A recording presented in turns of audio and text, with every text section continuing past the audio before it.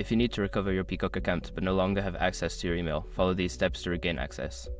Step 1. Visit the Peacock login page.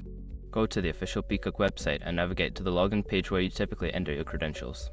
Step 2. Click on Forgot Password. Look for the Forgot Password link on the login page. Click on it to initiate the account recovery process. Step 3. Enter your account information. You will be prompted to enter your account information, such as your username or phone number associated with the account. Fill in the required fields. Step 4. Choose alternative recovery options. Since you don't have access to your email, select an alternative recovery option, such as receiving a verification code via SMS to your registered phone number. Step 5. Follow the instructions.